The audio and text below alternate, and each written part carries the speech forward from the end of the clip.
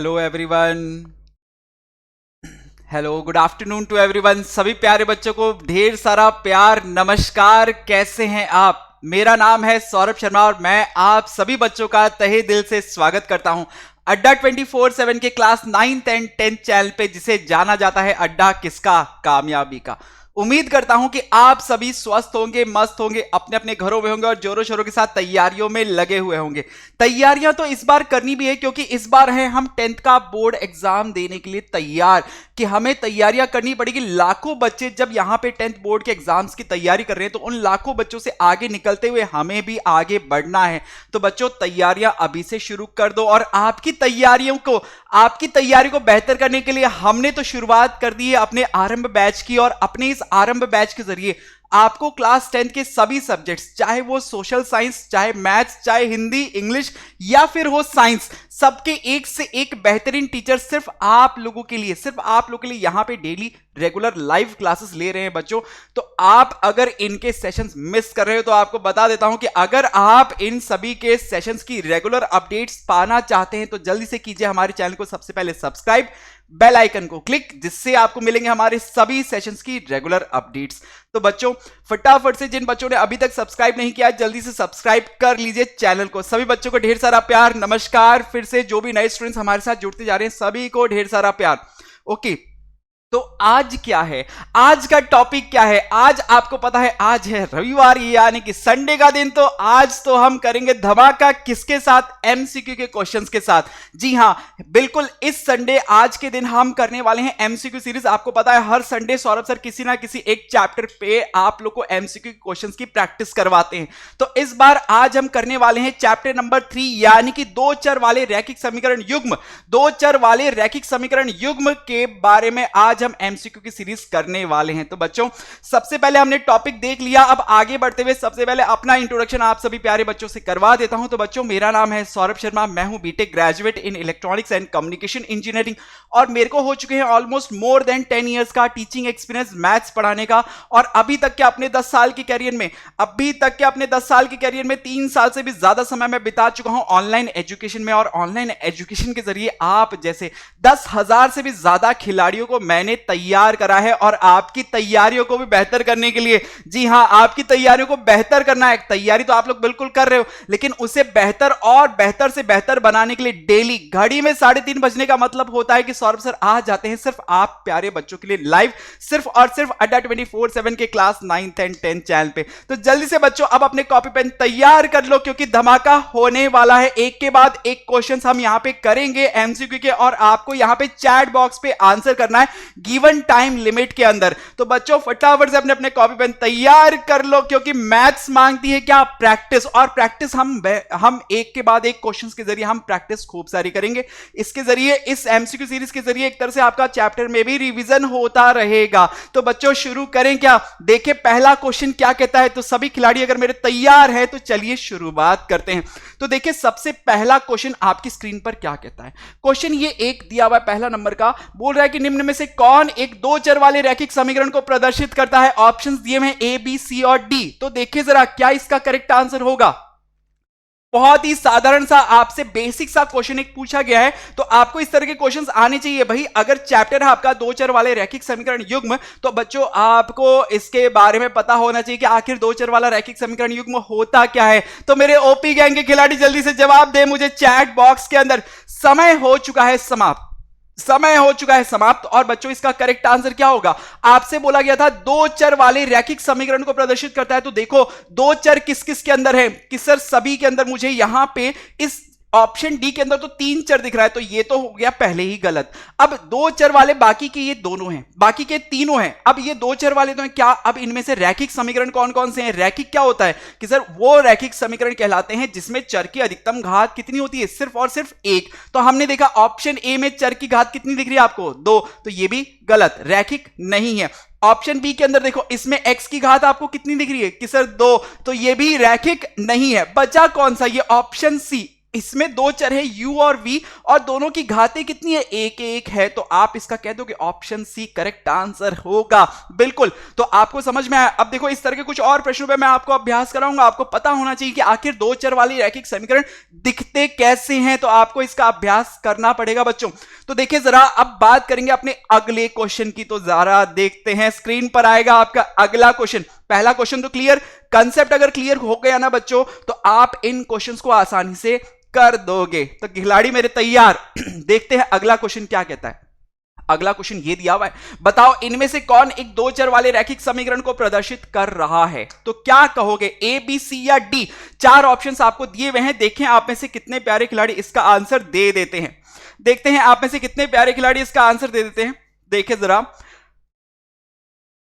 A B C और D चारों options दिए हुए हैं। 15 सेकंड लगभग और बचे हैं लास्ट के, फटाफट से आंसर करो चैट बॉक्स पे। देखिए मेरे ओपी गैंग के खिलाड़ी तैयार है क्या कि सर इस एमसीक्यू सीरीज के जरिए हमारी प्रैक्टिस भी हो जाती है, थोड़ा रिवीजन भी हो जाता है, तो बढ़िया बच्चों मजा आ जाएगा। बिल्कुल, तो समय हो चुका है समाप्त। और आपसे अभी पहले ही मैंने पिछले प्रश्न में बताया था कि दो चर वाली रैखिक समीकरण यानी कि दो चर होने चाहिए, दोनों की घात कितनी होनी चाहिए, एक होनी चाहिए। तो यहां पे आप देखते हैं कि सर ऑप्शन ए में चर तो दो है लेकिन y की घात दो है, तो ये तो हो गया रैखिक नहीं, ये रैखिक नहीं कहलाएगा। दूसरा, इसमें सर चर एक ही है तो यहां पे और उसकी घात भी दो है, तो सर ये भी रैखिक नहीं कहलाएगा। ऑप्शन डी को अगर आप देखते हैं तो यहां पे आपको कितने चर दिख रहे हैं, तीन चर दिख रहे हैं, तीन चर, तो ये तो सर दो चर वाला हुआ ही नहीं, ये भी गलत। ऑप्शन सी पे आप जैसे ही जाते तो आप कहते हैं सर दो चर दिख रहे हैं ना, x और y दोनों की घातें कितनी है, एक एक है, तो बिल्कुल सर ये एक दो चर वाले रैखिक समीकरण को प्रदर्शित कर रहा है। पहचान गए क्या मेरे खिलाड़ी, अपनी पारखी निगाहों से पहचान गए क्या, ऑप्शन सी इसका बिल्कुल सही जवाब होगा। तो अब देखो बच्चों, अगर ये प्रश्न आपको अच्छे से क्लियर हुआ है ना, अब अगले प्रश्न का तो आप उत्तर आसानी से दोगे, अगले प्रश्न का उत्तर आप आसानी से दोगे। देखो तो बात करता हूं मैं अगले प्रश्न की तरफ। देखो टोटल मिला के 10 क्वेश्चन आज आपको एमसीक्यू कराने वाला हूं, दो चर वाले रैखिक समीकरण युग्म पे आधारित। तो यहां पे हम देखते हैं अब अपने अगले क्वेश्चन की तरफ। तो सेकंड नंबर का क्वेश्चन तो हमने सॉल्व कर दिया। क्वेश्चन नंबर 3 क्या कहता है, क्या कह रहा है, अब बताओ इसमें से कौन सा है इसमें एक दो चर वाले रैखिक समीकरण को प्रदर्शित कर रहा है। अभी तक दो प्रश्न इस तरह के और मैं पहले ही हल करवा चुका हूं, तो बच्चों अब तो आपकी पार की निगाहें इसमें सही ऑप्शन पे जानी चाहिए। देखें ए बी सी या डी, क्या होगा इसका करेक्ट आंसर। समय समाप्ति की ओर बढ़ रहा है बच्चों, समय ना रुका कभी किसी के लिए और ना रुकेगा, तो आपको भी समय के साथ आगे बढ़ना पड़ेगा। 5 सेकंड बचे हैं लास्ट के, देखिए कितने बच्चे किसका करेक्ट आंसर देते हैं। क्या बात है, मेरे ओपी गैंग के सभी खिलाड़ी आंसर एक के बाद एक दे रहे हैं। बिल्कुल सही आंसर है आप लोग की तरफ से, ऑप्शन डी इसका बिल्कुल सही है, क्योंकि इसी में आपको दो चर दिख रहे हैं x और z, और दोनों की घातें भी कितनी दिख रही है, एक एक आपको दिख रही है, तो हम कहेंगे सर ये दो चर वाला रैखिक समीकरण है। बाकी को अगर आप देखते हैं तो इसमें चर की घात कितनी दिखी, दो दिख गई, तो सर ये रैखिक नहीं होगा। इसमें चर की घात कितनी दिख रही है सर, ऑप्शन बी में इसमें भी दो दिख रही है, तो ये भी रैखिक नहीं होगा। इसमें ऑप्शन सी के अंदर दिखते तो इसमें तीन चर दिख रहे हैं सर, u v और w, तो ये भी दो चर वाला तो हुआ ही नहीं साहब, तो ये भी ऑप्शन गलत। तो सही आंसर क्या था इसका, ऑप्शन नंबर डी, ये इसका करेक्ट आंसर था। क्लियर। अब देखो आगे दूसरे कंसेप्ट पे भी और भी हम क्वेश्चंस करेंगे। अब देखो अगला क्वेश्चन क्या कहता है, तो खिलाड़ी जरा तैयार हो जाए अगले प्रश्न की ओर। देखे जरा क्या कहता है क्वेश्चन नंबर 4 आपके सामने। समय शुरू हो चुका है। देखो ये आपकी किताब का ही एक क्वेश्चन है, किताब का ही एक क्वेश्चन है। देखते हैं आप में से कितने खिलाड़ी इसका आंसर दे देते हैं। कीजिए जरा इसका आंसर, देखें इसमें कितने खिलाड़ी इसका आंसर देते हैं। मेरे ओपी गैंग के शेर जल्दी से चौथे क्वेश्चन की ओर हम बढ़ चुके हैं बच्चों। टोटल मिला के 10 क्वेश्चन हैं, तो इन 10 क्वेश्चंस को आपको सारे क्वेश्चन सही करने हैं। तो देखिए जरा, समय समाप्ति की ओर बढ़ते हुए, और समय हो चुका है समाप्त, समय हो चुका है समाप्त। आपसे क्या पूछा गया था कि सर रोमिला एक स्टेशनरी की दुकान में गई और 9 रुपए में 2 पेंसिल और 3 रबड़ खरीद के लाई। मान लेते हैं इसमें कि एक पेंसिल की कीमत कितनी है, x रुपए है, तो उसने 2 पेंसिल खरीदी होगी तो 2x रुपए दिए होंगे। साथ में उसने 3 रबड़ खरीदे, तो एक रबड़ की कीमत मैं मान लेता हूं कितनी, y, तो 3 रबड़ की कीमत कितनी हो गई, 3y। दोनों को जोड़ूंगा तो कुल मिला के उसने कितने पैसे दिए, कितने में खरीद के लेके आई, 9 रुपए में, तो कुल मिला के कितना हुआ, 9। तो पहली समीकरण आपको दिखी 2x प्लस 3y बराबर 9। इसी तरह से उसकी दूसरी सहेली थी सोनाली। अब सोनाली ने क्या किया कि सर वो 18 रुपए में उसी तरह की 4 पेंसिल। तो 4 पेंसिल, एक पेंसिल का मूल्य आपको पता था x है, तो 4 पेंसिल का 4x होगा। एक रबड़ की कीमत आपको पता थी कितनी, y आपने मानी थी, तो 6 रबड़ की कीमत कितनी होगी, 6y। कुल मिला के उसने कितने में खरीदा ये सारा सामान, 18 रुपए में। 18 रुपए में। तो आपके वो दो समीकरण, यही तो प्रश्न पूछ रहा था, इसे बीजगणितीय रूप में व्यक्त कीजिए, तो आपने व्यक्त कर दिया। पहली समीकरण 2x प्लस 3y बराबर 9। अगर इस 9 को मैं इधर लेके आ जाऊं तो ये बराबर में क्या हो जाएगा, 0 हो जाएगा। इसी तरह से इस 18 को भी अगर मैं इधर लेके आ जाऊं तो इधर आके माइनस का और बराबर में क्या हो जाएगा, 0 हो जाएगा। तो देखो पहचानो दोनों में से कौन सी समीकरण, दोनों समीकरण कौन से ऑप्शन में आपको मिल रही है। कि आप देखोगे sir option C, 2x plus 3y minus का 9 बराबर 0, 4x प्लस 6y माइनस का 18 बराबर 0। तो ऑप्शन नंबर सी इसका करेक्ट आंसर है। बाकी कोई भी ऑप्शन इसका सही जवाब नहीं दे रहा, बाकी कोई भी ऑप्शन नहीं है। यहां पे माइनस का चिन्ह आ गया, गलत कर दिया। यहां पे माइनस का चिन्ह आ गया, ये भी गलत हो गया। यहां पे देखें तो ये प्लस का कैसे आ गया, ये तो माइनस का होना चाहिए था, तो ये ऑप्शन भी गलत था। तो ये बाकी के जो 3 ऑप्शंस है ना, ये तीनों क्या हैं, गलत हैं। ऑप्शन सी इसका करेक्ट आंसर था।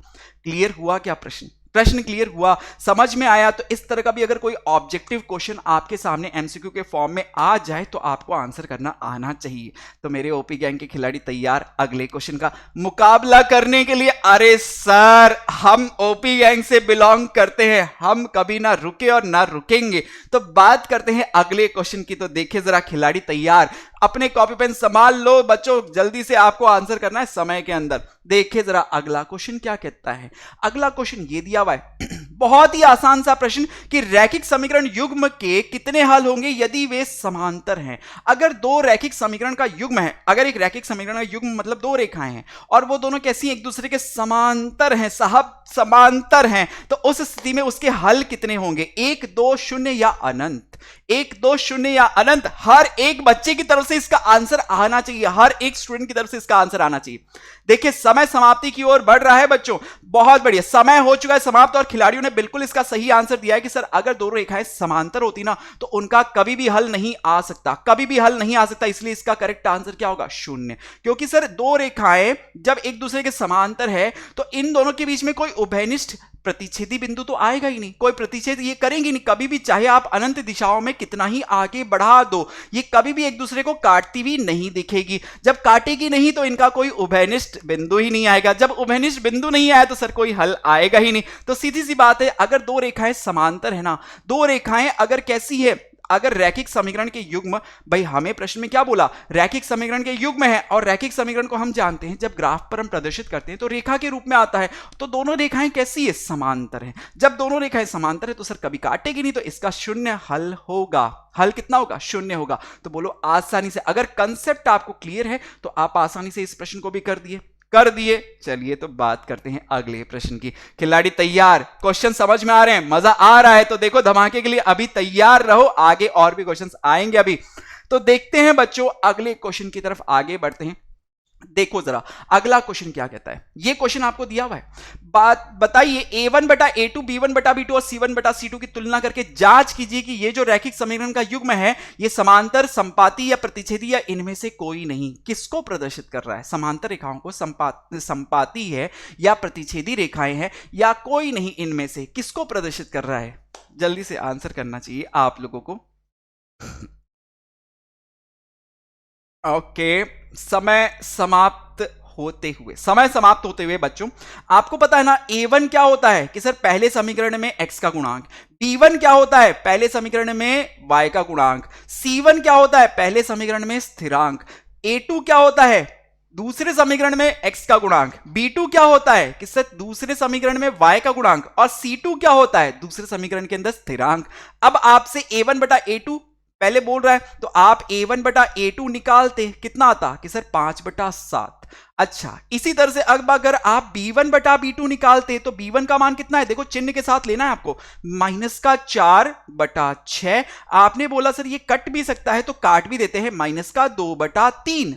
अरे सर गेम तो यही बन गया कि हमने देखा कि a1 बटा a2 जो है ना वो बराबर नहीं आया किसके, b1 बटा b2 के, और जब ये स्थिति बनती है कि a1 बटा a2 b1 बटा b2 के बराबर नहीं हो, तो उस स्थिति में हम कहते हैं कि ये जो रेखाएं हैं ये किसको कैसी होंगी, किस ये प्रतिच्छेद करेंगी, प्रतिच्छेद करती हैं, तो इसका करेक्ट आंसर आपसे यही तो पूछ रहा था कि रेखाएं कैसी है, आपने आंसर दे दिया सर प्रतिच्छेदी रेखाएं। तो a1 बटा a2 b1 बटा b2 की तुलना करके ही आपने बता दिया कि ये जो दो रेखाओं के समीकरण हमें दिए हुए थे ना, ये दोनों रेखाएं कैसी है, प्रतिच्छेदी हैं। उत्तर तैयार, प्रश्न हो गया है हल। तो बच्चों बढ़ें क्या आगे, खिलाड़ी तैयार अगले प्रश्न का मुकाबला करने के लिए। तो देखिए जरा अगला प्रश्न क्या कहता है। आपको ये सभी चीजें, सभी कंसेप्ट अच्छे से याद होने चाहिए बच्चों। अगर आपको याद नहीं है तो आप पेयर ऑफ लीनियर इक्वेशन यानी कि दो चर वाले रैखिक समीकरण पे जो मैंने पहले आप लोगों को सेशंस करवाए हैं, आप लोगों को रेगुलर जो लाइव सेशंस आप लोगों को करवाए हैं,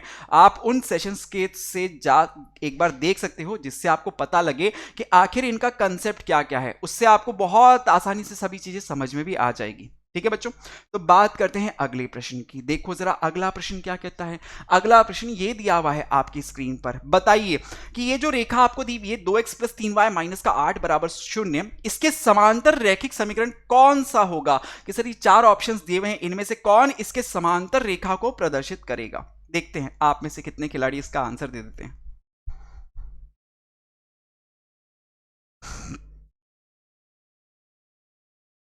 करिए जरा आंसर। 2x + 3y - का 8 = 0, ये आपको दिया हुआ है। तो देखो समय समाप्ति की ओर बढ़ रहा है बच्चों, सोच समझ के आंसर करना, ए बी सी या डी।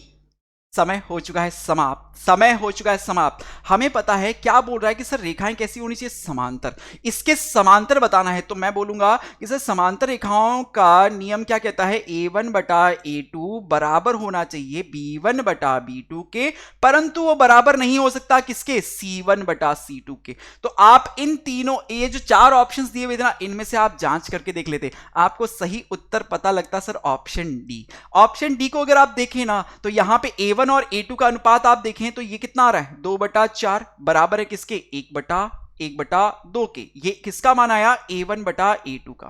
ठीक है, इसी तरह से अगर आप b1 बटा b2 का मान निकालते तो b1 बटा b2, b1 कितना है 3, b2 कितना है 6, तो देखो 3/6, ये भी कितना आ रहा है 1/2, दोनों बराबर आए। और c1 बटा c2 अगर आप निकालने जाते तो c1 का मान कितना है -8, c2 का मान कितना है -8, तो आप बोलते सर -8 बटे -8, तो बोलते ये तो कितना आ रहा है सर 1। तो आपने देखा यहां पे जांच करके सर a1 बटा a2 b1 बटा b2 के बराबर है, परंतु c1 बटा c2 के बराबर नहीं है। तो ये कौन सी स्थिति में हुआ कि सर जब ऑप्शन डी को हमने लिया, ऑप्शन डी को हमने लिया, तो इसलिए इसका करेक्ट आंसर क्या था, ऑप्शन डी। बाकी इनमें से बाकी जो तीन ऑप्शंस दिए हुए जो बचे हुए हैं वो इसका गलत आंसर है बच्चों। आप उसमें अगर अनुपात निकाल के देखें a1 बटा a2 b1 बटा b2 और c1 बटा c2 का, तो आपको यह स्थिति बनती हुई नहीं दिखेगी, ये स्थिति बनती हुई नहीं दिखेगी। तो इसका करेक्ट आंसर क्या होगा, ऑप्शन डी।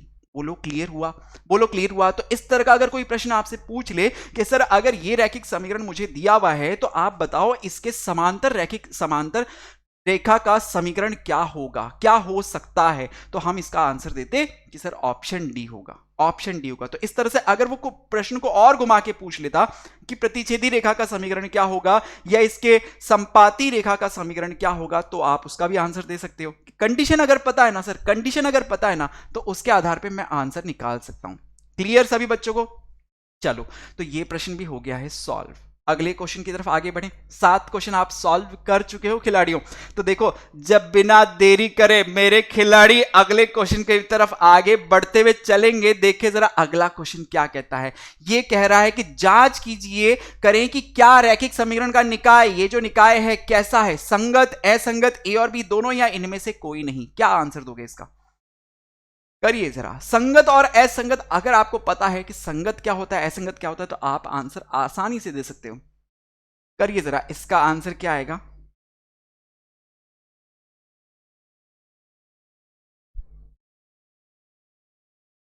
समय समाप्ति की ओर बढ़ रहा है बच्चों और समय हो चुका है समाप्त, समय हो चुका है समाप्त। आपसे क्या बोला था, इनको जांच करके बताना है। तो आप जांच कैसे करोगे कि सर a1 बटा a2 का मान निकालता हूं पहले, कितना आ रहा है 2/4, 2 a1 का मान 2, a2 का मान 4, तो आपने बोला सर कितना आया 1/2। इसी तरह से अगर आप b1 बटा b2 का मान निकालते तो b1 यानी कि y का गुणांक पहले समीकरण में 1 है, दूसरे में 2 है, तो b1 का मान 1, b2 का मान 2, 1/2 आ रहा है।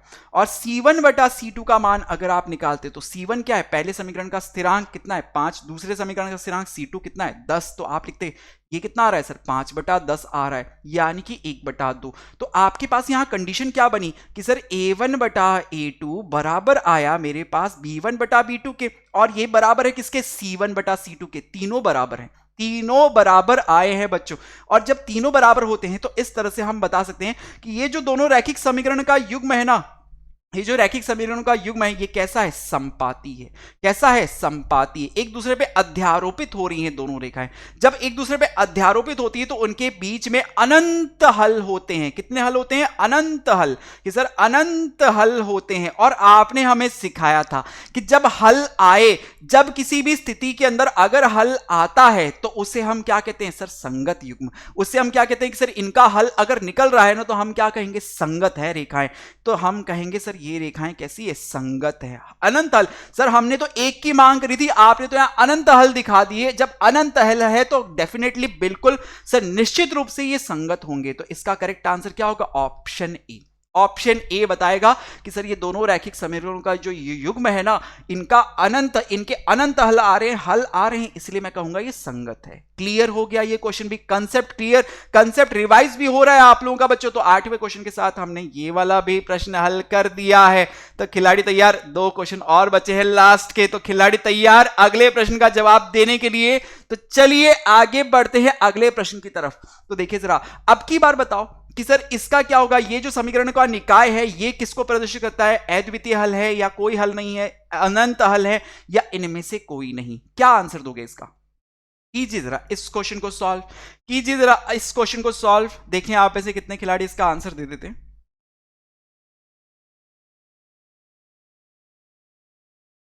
ओके, समय समाप्ति की ओर बढ़ रहा है बच्चों, समय समाप्ति की ओर बढ़ते हुए, और समय बिल्कुल खत्म हो गया है, खत्म हो गया है बच्चों। तो आपसे इसमें पूछ रहा है कैसे, कितने हल होंगे, अद्वितीय, कोई हल नहीं या अनंत हल। आपको पता है अद्वितीय हल, एक हल कब होता है, जब दोनों रेखाएं प्रतिच्छेद करती है। कोई हल नहीं होता कब होता है, जब कोई भी हल नहीं निकलता, जब दोनों रेखाएं समांतर होती है। और अनंत हल कब निकलते हैं, अभी हमने पिछले क्वेश्चन में देखा था, जब दोनों रेखाएं एक दूसरे पे अध्यारोपित यानी कि संपाती हो जाएं। तो ये हम कैसे पता कर सकते हैं, तो इसके लिए हम क्या करें सर, a1 बटा a2, b1 बटा b2 और c1 बटा c2 की तुलना करके देखते हैं। तो हम यहां पे निकालते सबसे पहले a1 बटा a2 का मान कितना है, a1 का मान 1, a2 का मान 3, ठीक है। b1 बटा b2 का मान, तो b1 का मान कितना है, माइनस का 3, b2 का मान कितना है, माइनस का 9, ये भी कितना आ रहा है 1/3। भाई माइनस से माइनस कट गया, 3 से 9 कट गया, 3 बार 1/3 आ गया। अच्छा, तो c1 बटा c2 का मान अगर आप निकालते तो c1 कितना है 3, c2 कितना है 2। तो देखो यहां कंडीशन क्या बन रही है कि सर हम देख सकते हैं कि a1 बटा a2 ये तो बराबर आया है किसके, b1 बटा b2 के, दोनों बराबर है, 1/3 बराबर है। लेकिन ये बराबर नहीं आया किससे सर, c1 बटा c2 के। जब ये स्थिति बनती है तो हम कहते हैं कि सर ये जो दोनों रैखिक समीकरण हैं ये कैसी समांतर रेखाओं को प्रदर्शित कर रही है, समांतर है, दोनों रेखाएं कैसी समांतर है। जब दोनों रेखाएं समांतर है तो अभी हमने पिछले प्रश्नों में भी देखा था कि इनके बीच कोई उभयनिष्ठ बिंदु नहीं होगा। जब कोई उभयनिष्ठ बिंदु ही नहीं है तो सर हल भी नहीं होगा। तो कोई हल नहीं होगा, हम कहेंगे सर कोई हल नहीं, कोई हल नहीं। तो करेक्ट आंसर आप क्या चूज करते हैं इस क्वेश्चन में कि सर इसका करेक्ट आंसर होता ऑप्शन बी, ऑप्शन बी, कि दोनों रेखाएं सर समांतर आई हैं। जब समांतर रेखाएं होती दोनों एक दूसरे के समांतर है तो कभी एक दूसरे को, चाहे आप अनंत दोनों दिशाओं में कितना ही अनंत तक आगे बढ़ा दो, कभी एक दूसरे को नहीं काटने वाली। जब काटेगी नहीं तो हल आएगा नहीं, हल आएगा नहीं तो हम कह देंगे सर कोई हल नहीं है, कोई हल नहीं है। ऑप्शन बी इसका करेक्ट आंसर। आपने जांच करके देखा, प्रश्न समझ में आया। तो आप देख रहे हो कि पहले वाला प्रश्न और ये वाले प्रश्न में पूछने का तरीका कैसे अलग अलग हुआ है, कि प्रश्न वही है, तरीका वही है, लेकिन पूछा अलग अलग तरह से गया है। पिछले प्रश्न में संगत और असंगत पूछा गया था, अब की बार पूछा गया बताओ कितने हल होंगे, ठीक है। Question clear. बात करते हैं अपने आखिरी क्वेश्चन की, आज के सेशन का आखिरी क्वेश्चन एमसीक्यू सीरीज कि सर दो चर वाले रैखिक समीकरण युग्म पे जो आज की हमारी एमसीक्यू सीरीज था, इसका अब आएगा आखिरी क्वेश्चन। तो देखिए जरा क्या कहता है क्वेश्चन ये आपके सामने दिया हुआ है कि के का मान ज्ञात कीजिए यदि समीकरण निकाय कैसा है, असंगत है। अब असंगत बोल दिया है तो आपको इसका हल ज्ञात करना आना चाहिए। देखते हैं आप में से कितने खिलाड़ी इसका आंसर दे देते हैं, देखते हैं आप में से कितने खिलाड़ी इसका आंसर दे देते हैं। असंगत है, इसने साफ साफ सीधे सीधे शब्दों में कहा है दोनों रैखिक समीकरण कैसे हैं, असंगत हैं। तो क्या आंसर होगा इसका?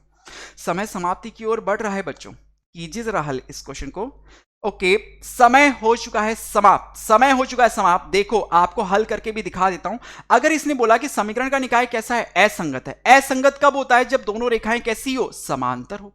सर असंगत कब होता है? सीधी सी बात है, असंगत का अगर परिभाषा आपको याद है तो रेखाओं का युग्म असंगत कब कहलाता है? जब उनके बीच कोई हल नहीं आए। और अभी हम पिछले प्रश्नों से हल करते हुए आ रहे हैं, हमने पढ़ा कि हल कब नहीं आता, जब दोनों रेखाएं कैसी हो, समांतर हो। अब समांतर, हमें इतना तो पता लगा कि इसने जो असंगत कहा था ना, इससे हमने छुपी हुई बात पता कर ली कि सर रेखाएं कैसी है, ये जो दोनों रेखाएं समांतर हैं। जब समांतर हैं तो उसकी कंडीशन भी हमें पता है कि सर a1 बटा a2 बराबर होता है किसके, b1 बटा b2 के, परंतु बराबर नहीं होता है किसके, सर c1 बटा c2 के। तो यहां पे इनके मान अगर मैं लिखता तो यहां लिख के दिखाता हूं, देखो बच्चों, k बटा 12 बराबर है किसके, 3 बटा k के, बराबर नहीं है किसके, कि सर k माइनस 3 बटा k के। अब देखो पहले इन दोनों को लेता हूं, पहले इन दोनों को हल करते हैं, ठीक है। तो देखो यहां पे पहले मैं इन दोनों को हल करता हूं, तो यहां पे लिखता कि सर k बटा 12 आप कह रहे हो 3 बटा k के बराबर है, तो यहां से वज्र गुणा अगर मैं करूं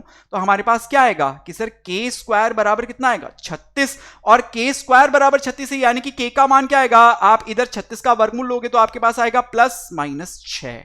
दो मान आए साहब हमारे पास, k के यहां से दो मान आए, एक बार प्लस का 6 और एक बार माइनस का 6। तो अब हम कहेंगे सर दूसरी कंडीशन को भी तो आप हल करके देखो ना, दूसरी कंडीशन को भी तो आप हल करके देखो ना। तो यहां पे थोड़ी सी जगह बना रहा हूं मैं बच्चों, देखना। अब दूसरी वाली कंडीशन को हल करते हैं कि सर इन दोनों को भी तो हल किया जा सकता है, इन दोनों को भी तो हल किया जा सकता है। तो यहां से कहता कि सर 3 बटा k बराबर नहीं है किसके, k माइनस 3 बटा k के।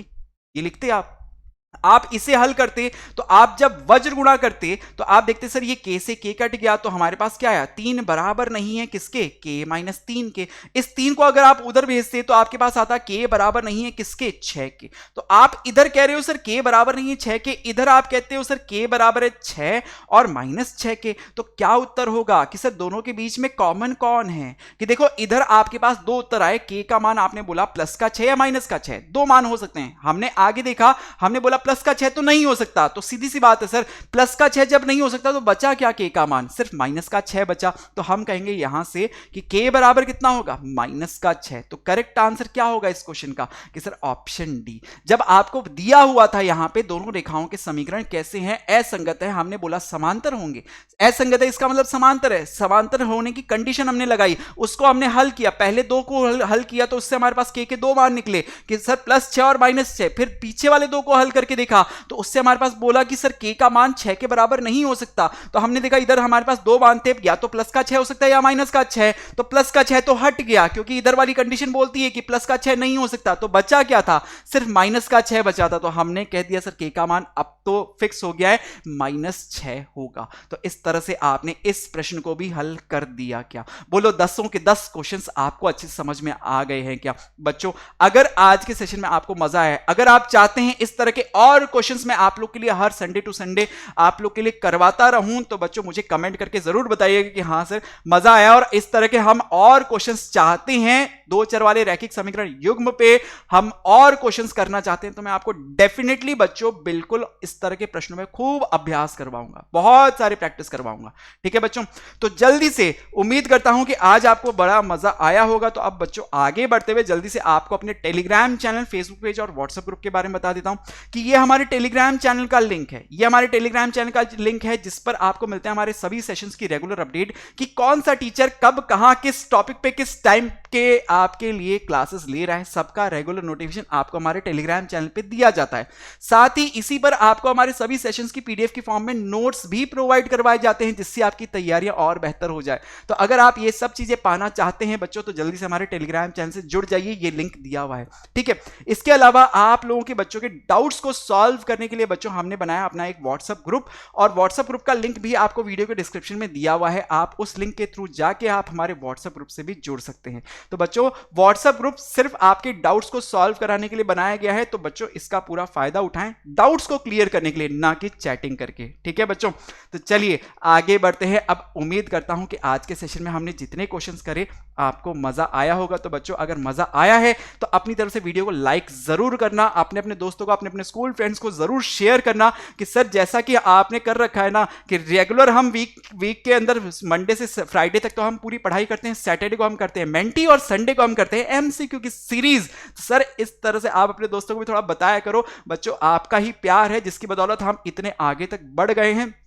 अब आप थोड़ी और हमारे लिए मेहनत कर दो, जिससे हम भी जो दिन रात हम भी दिन रात आप लोगों के लिए जो पूरी मेहनत कर रहे हैं उसमें हमें भी थोड़ा सा फल मिले, कि हम भी आप लोग के साथ अपनी जो हम इतनी मेहनत करके आप लोगों तक पहुंचने की कोशिश कर रहे हैं, तो हर एक बच्चे तक, देश के हर एक बच्चे से हम जुड़ पाएं जिसको शिक्षा की ज़रूरत है, ठीक है बच्चों। तो अपनी तरफ से वीडियो को शेयर ज़रूर करना, आप लोगों का प्यार हमें इसी तरह से मिलता रहे। इसके लिए बच्चों जल्दी से हमारे चैनल को फटाफट से सब्सक्राइब कीजिए, बेल आइकन को क्लिक कीजिए और कमेंट करके मुझे ज़रूर बताइएगा कि आपको सेशन कैसा लगा। इसी जोश के साथ अपने ओपी गैंग के साथ मैं फिर से आप लोग से मिलता रहूंगा डेली। कहां पे? अड्डा 24/7 के class 9th and 10th channel पे। कितनी बजे? 3:30 बजे। ये घड़ी में 3:30 बजने का मतलब होता है कि सौरभ सर आ जाते हैं सिर्फ आप लोगों के लिए लाइव।